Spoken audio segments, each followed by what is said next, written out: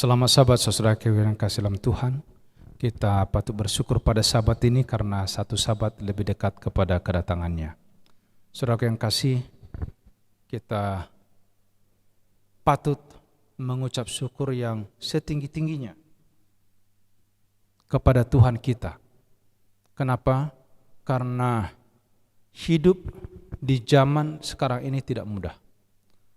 Saya lihat luar biasa pertambahan korban jiwa oleh karena pandemi, dan bahkan sudah masuk ke ranah gereja. Mudah-mudahan saudara kita yang sedang sakit boleh cepat pulih, dan kita yang belum terpapar kita tetap sehat sampai Tuhan datang. Sebelum kita mendengarkan firman Tuhan, saya rindu kita berdoa sejenak. Bapa di sorga, Bapa yang penuh kasih, saat ini kami mau mempelajari firman-Mu, urapi kami dengan kuasa Roh Kudus Tuhan. Biarlah firman ini memberikan kekuatan, memberikan semangat, penghiburan, dan iman bagi kami. Di dalam nama Yesus kami berdoa dan mengucap syukur. Amin. Saudaraku yang kasih, rumah di mana Anda berada, boleh dibayangkan sejenak. Apakah rumah di mana kita ada menyenangkan, memberikan kepada kita kesejukan? Pada saat kita sedang lelah, membuat kita menjadi rasa adem damai? Pada waktu kita di dalam banyak persoalan, apakah rumah itu boleh memberikan kepada kita istirahat yang menyejukkan? Saudaraku, ada banyak orang-orang yang ada di dunia ini, bahkan orang-orang muda merasakan bahwa rumah itu bukanlah tempat untuk dipertahankan. Tidak jarang orang yang meninggalkan rumah. Mereka pergi jauh, bahkan benci dengan rumah di mana mereka dibesarkan, rumah di mana mereka lama menikmati kebersamaan. Apakah itu suami istri? Apakah itu orang tua dan anak-anak? Atau family? Saudaraku, sekarang pertanyaan bagi kita. Apakah rumah tanggaku merupakan sorga atau sekedar penginapan? Saudara-saudara yang kasih, di dalam Mazmur 128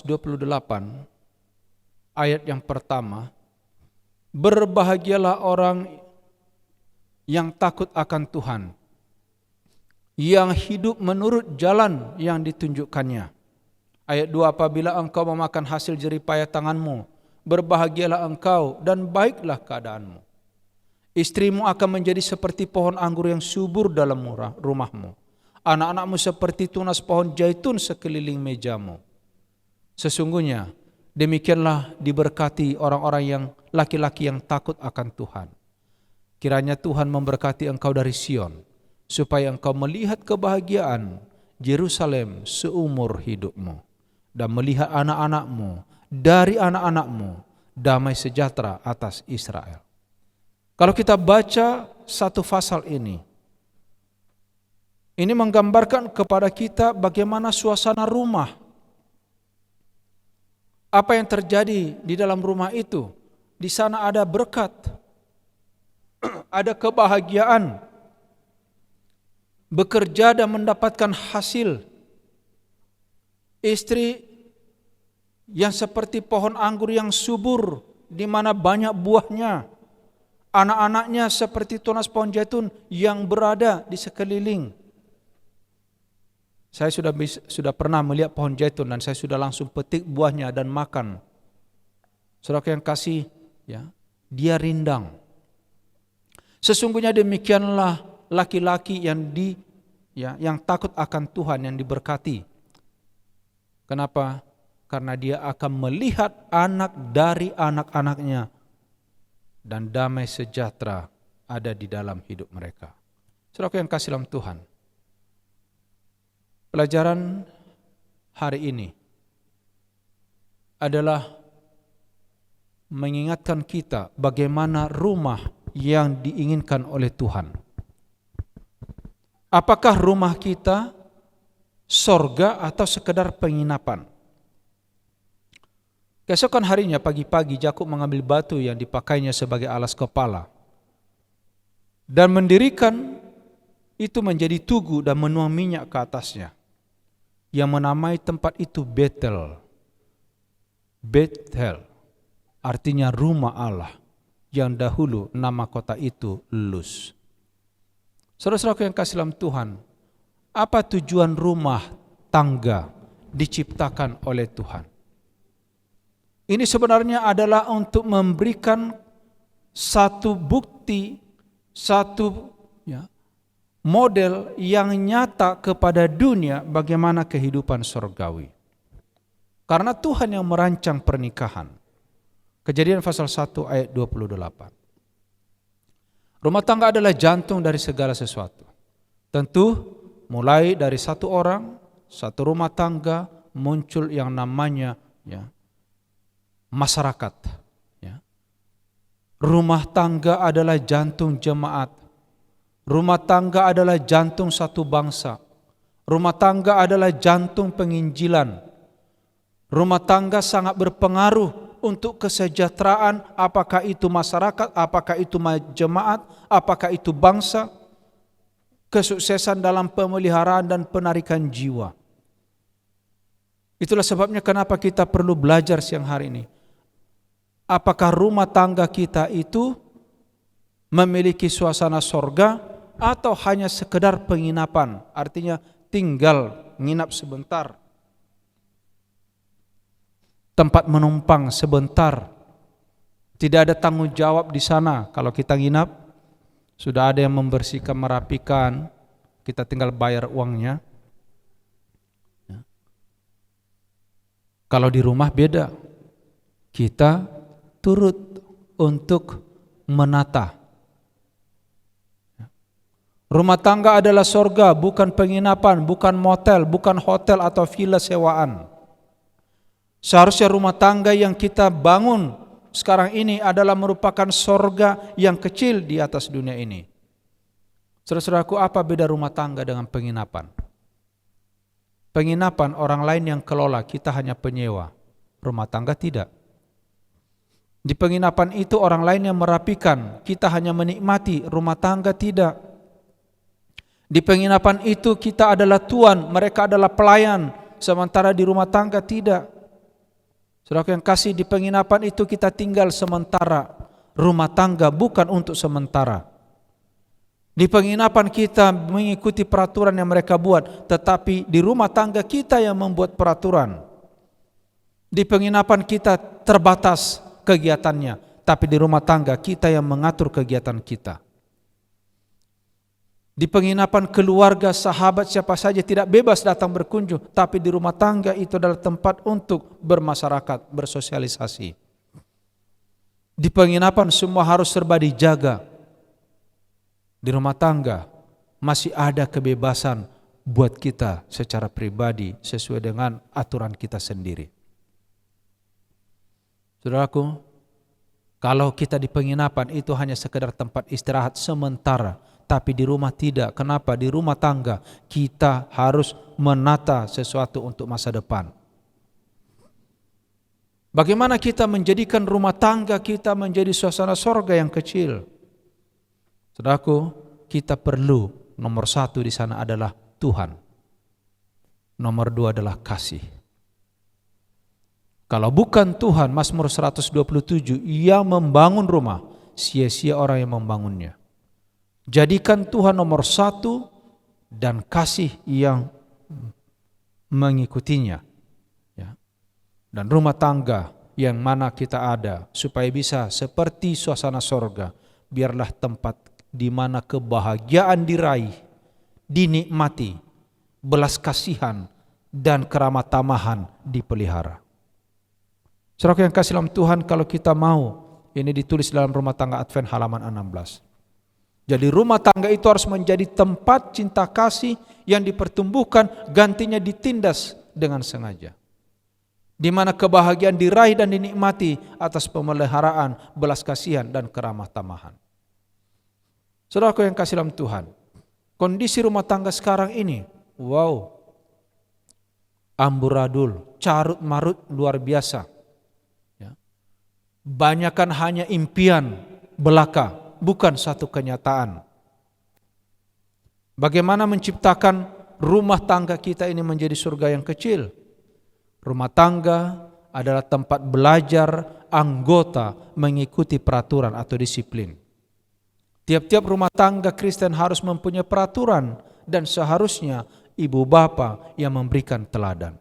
Jadi bukan hanya sekedar memberi peraturan ayah dan ibu, tapi menjadi panutan dan teladan. Rumah tangga Advent halaman 16. Rumah tangga adalah tempat pendidikan yang pertama. Tolong diingat saudara.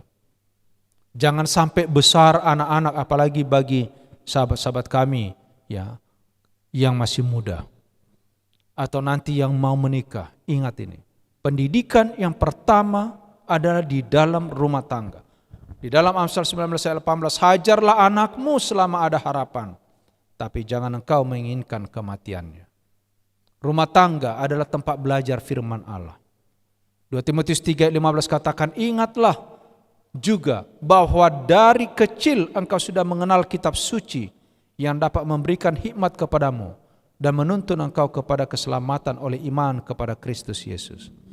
Jadi rumah tangga itu adalah tempat belajar pertama, apakah itu secara pengetahuan, terlebih akan firman Tuhan. Belajar Alkitab ini sangat penting. Ini membangun kehidupan rohani rumah tangga. Saudara-saudara yang kasih, ini memang pergumulan saat ini ya, dengan internet, gadget yang begitu ya, mudah dimiliki. Tapi biarlah, karena ada gadget itu sebenarnya kita lebih mudah membaca firman Tuhan. Ya. Apa dikatakan di sini?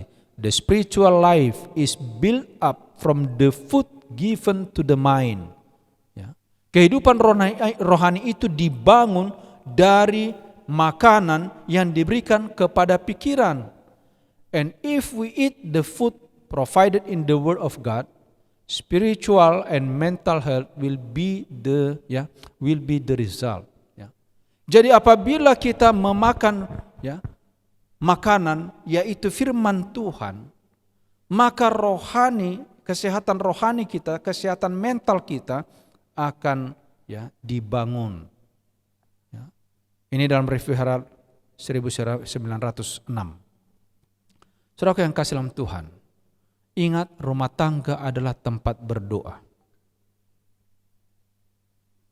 Biarlah rumah tangga di mana kita ada selalu kita dengarkan suara berdoa. Rumah tangga itu adalah tempat menumpang bagi para pengembara. Tempat untuk menyelesaikan persoalan. Jadi bukan justru keluar dari rumah. Ada banyak orang, suami istri, sudah punya anak, bahkan sudah punya cucu, meninggalkan rumahnya. Ya. Pak Pendeta sudah enggak kuat lagi, sudah enggak tahan. Saya mau tinggalkan rumah, saya akan lari. Saudara-saudara, itu adalah keputusan yang tidak tepat. Karena rumah tangga itu harus menjadi sorga. Itu bukan sekadar penginapan. Rumah tangga adalah tempat untuk mendapatkan inspirasi. Tempat di mana kita bisa berbagi rasa. Di dalam rumah tangga halaman Advent halaman 224 apa dikatakan? Suami harus mengerti kesibukan istrinya serta turut memperhatikannya. Hai suami-suami, jangan kerja sendiri istrimu, bantu mereka. Karena bila mana mereka capek juga, itu kan mempengaruhi untuk suasana dalam rumah tangga. Kita perlu memberikan dukungan, bantu, perhatikan. Galatia 6 ayat 2, bertolong-tolong kamu menanggung bebanmu, demikian kita memenuhi hukum Kristus. Saudara yang kasih dalam Tuhan, para suami haruslah berhati-hati, suka menaruh perhatian berpendirian, setiawan, dan mempunyai cinta kasih. Apabila suami mempunyai tabiat yang mulia, memiliki hati yang suci, pikiran yang tinggi, Haruslah itu dinyatakan dalam hubungan suami istri. Ia harus berusaha mengucapkan kata-kata penghiburan, menciptakan suasana perdamaian di dalam rumah tangga. Bukan menghina, memaki. Saudaraku yang kasih dalam Tuhan, biarlah kata-kata seorang suami kepada istri adalah kata-kata yang menghibur, yang menguatkan, bukan yang menekan. Rumah tangga adalah tempat pelatihan di mana anak-anak harus diajar untuk bekerja supaya bisa mandiri. Rumah tangga Advent halaman 281. Memang perlu pembagian tugas, saudara. Kadang-kadang kita susah melihat orang muda sekarang ini, anak-anak sekarang ini memang berat. Egonya tinggi. Sahabat orang muda, dengarkan ini. Allah sangat peduli kepada saudara. Dia mau orang muda menjadi berkat. Dan Tuhan mau memberikan berkat itu mulai dari hal yang kecil. Di dalam tulisan Roh Nubuat katakan bahwa sesungguhnya pekerjaan yang sekecil apapun di mata Tuhan itu sangat berharga. Yang dilakukan oleh anak-anak dan membuat hati Tuhan senang. Istri harus membuat program kerja yang sistematis dan efisien. Hai para ibu, kepada tingkatan yang besar nasib anak-anakmu terletak di tanganmu. Ini memang berat ini, saudara. Kenapa saya dengan istri sebelum menikah sudah komit? Bila mana kita sudah bekerja, sudah menikah bersama, sudah punya anak, dia tidak lagi bekerja. Kenapa? Saudaraku, saya butuh uang, istri saya butuh uang, anak saya butuh uang. Tetapi ini yang kami ingat. Hai para ibu, kepada tingkatan yang besar, nasib anak-anakmu terletak di tanganmu. Kalau kamu gagal dalam kewajiban ini, berarti kamu mengadakan mereka itu di barisan musuh. Dan mereka menjadi alat setan membinasakan jiwa-jiwa. Saudara-saudaraku yang kasih dalam Tuhan, uang dapat dicari, tapi kalau anak hilang, bagaimana memulihkannya? Ya, luar biasa kalau ada suami istri sama-sama bekerja dan anak mereka tetap baik-baik. Puji Tuhan.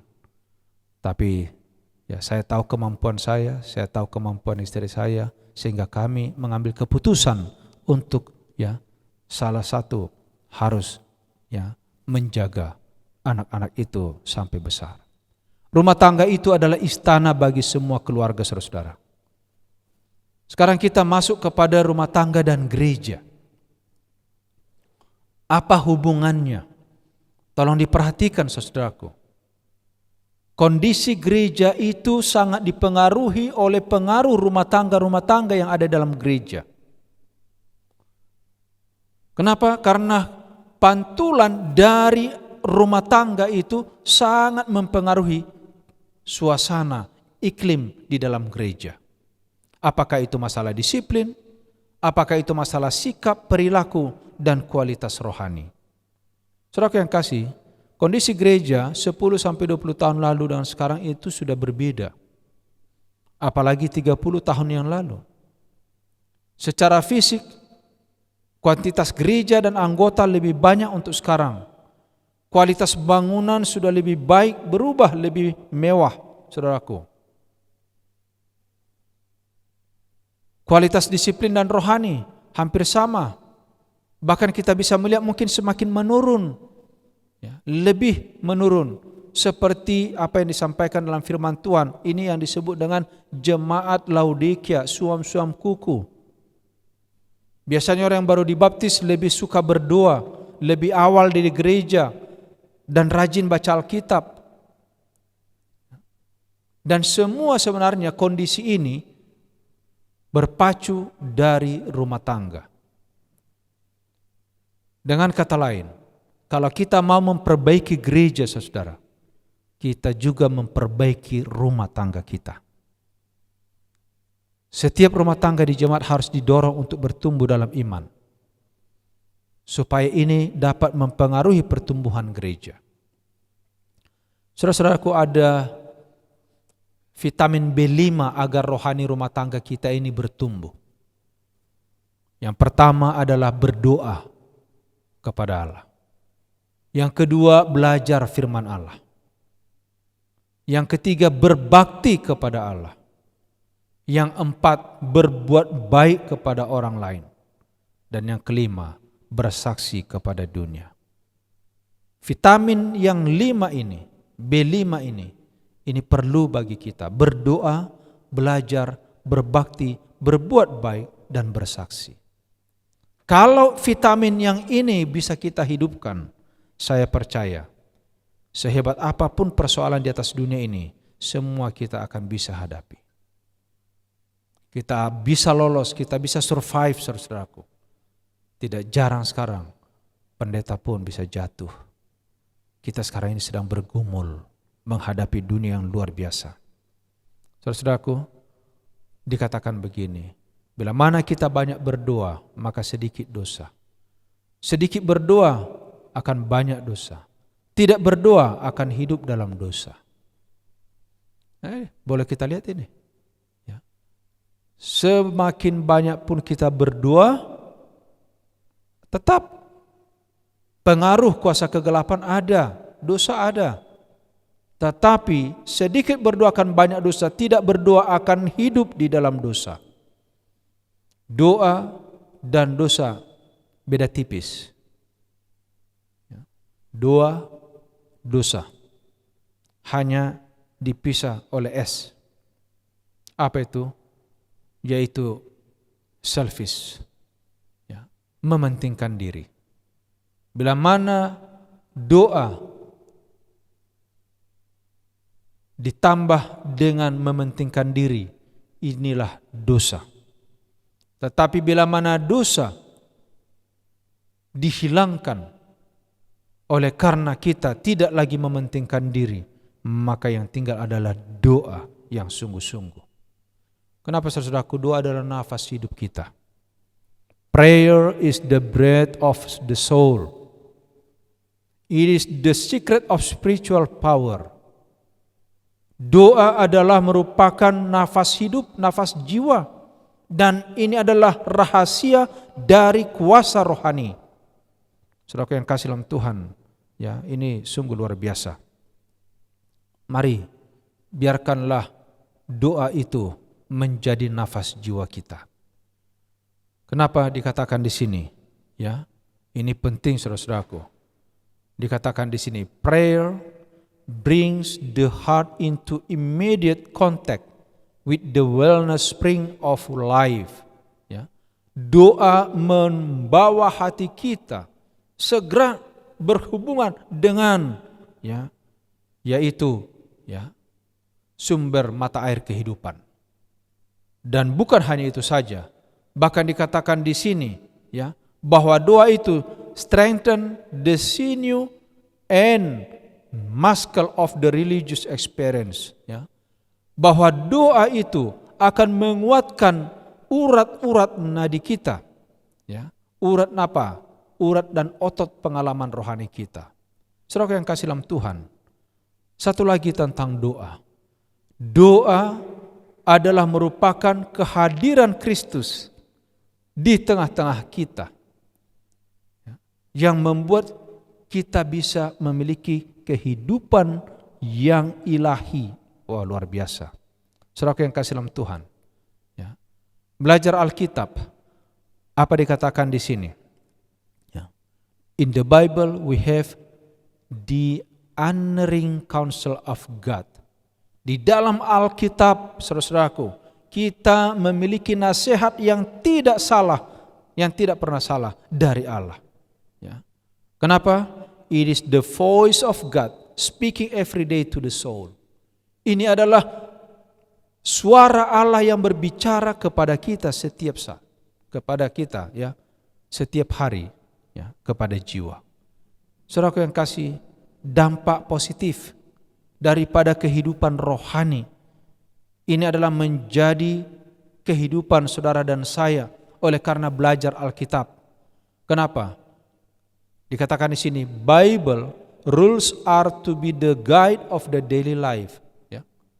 Jadi sebenarnya Alkitab ini, ya, saudaraku yang kasih, peraturan-peraturan Alkitab ini menjadi petunjuk dalam kehidupan kita sehari-hari. Ya. Saudaraku yang kasih dalam Tuhan, kita dituntut yang ketiga, vitamin B yang ketiga tadi, berbakti. Setelah berdoa, belajar Alkitab, berbakti kepada Allah.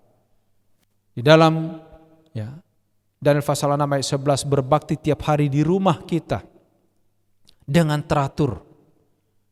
Mazmur 84 ayat 5-11, berbahagialah orang yang diam di rumahmu, yang terus-menerus memuji engkau.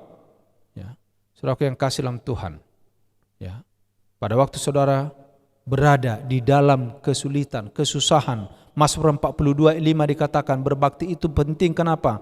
Inilah yang kuingat, kata Raja Daud, sementara jiwaku gundah gulana, bagaimana aku berjalan maju dalam kepadatan manusia, mendahului mereka, melangkah ke rumah Allah dengan suara sorak-sorai dan nyanyian syukur dalam keramaian orang-orang yang mengadakan perayaan. Apakah saudara menunggu, merindukan untuk hari-hari ibadah? Itu adalah hal yang sangat penting, saudara. Saudara yang kasih dalam Tuhan, keadaan perbaktian di gereja sekarang ini, orang tua di dalam, anak di luar. Orang tua jalan, anak pun lari-lari pada waktu berdoa. Pada waktu bernyanyi, volumenya, semangatnya minus. Banyak yang berbisik-bisik. Mari kita robah, saudaraku yang kasih. Apa yang Tuhan minta kepada kita? Selain beribadah kepada Tuhan, mari kita berbuat baik kepada orang lain. Galatia 6 ayat 9 firman Tuhan katakan, jangan jemu-jemu berbuat baik, karena apabila sudah datang waktunya, kita akan menuai jika kita tidak menjadi lemah. Jadi kalau kita tetap maju terus, saudaraku, maka Tuhan akan memberikan kepada kita apa? Memberikan kepada kita berkat dari apa yang kita sudah lakukan. Saudara yang kasih, yang terakhir dalam pelajaran ini adalah bersaksi.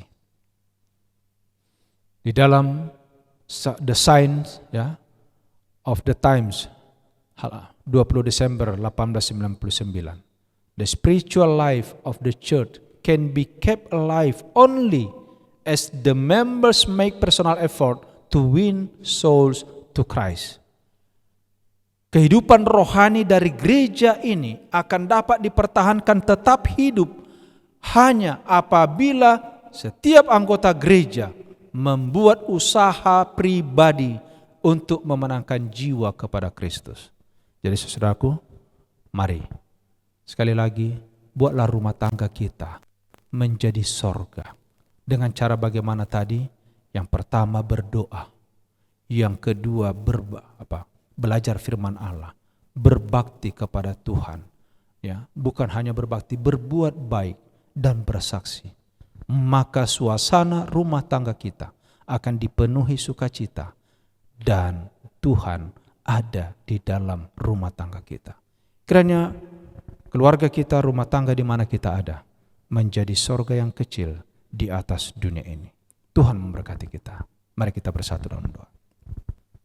Bapa di sorga, kami bersyukur pada saat ini oleh karena Tuhan mengizinkan kami mendengarkan firman-Mu. Tuhan yang sudah merencanakan pernikahan, rumah tangga yang abadi. Biarlah Tuhan memberkati rumah tangga kami masing-masing menjadi sorga yang kecil di atas dunia ini. Memberkati suami, istri, anak-anak, bahkan mantu, cucu-cucu yang Tuhan sudah karuniakan di setiap keluarga. Bapa, Engkaulah menjadi pemimpin bagi kami. Biarlah kami jadikan suasana rumah tangga kami tempat di mana kami boleh belajar, beribadah, di tempat di mana kami berdoa, tempat di mana kami untuk berbagi kebaikan dan bersaksi bagi orang lain. Kiranya Tuhan mengangkat tangan-Mu bagi kami semua. Tuhan memberkati engkau dan melindungi engkau. Tuhan menyinari engkau dengan wajah-Nya dan memberi engkau kasih karunia. Tuhan menghadapkan wajah-Nya kepadamu dan memberi engkau damai sejahtera. Kiranya kasih karunia Tuhan Yesus, kasih Allah Bapa dan persekutuan Roh Kudus memimpin kita sekalian dari hari ini sampai Maranatha. Di dalam nama Yesus kita sambut berkat-Nya. Amin.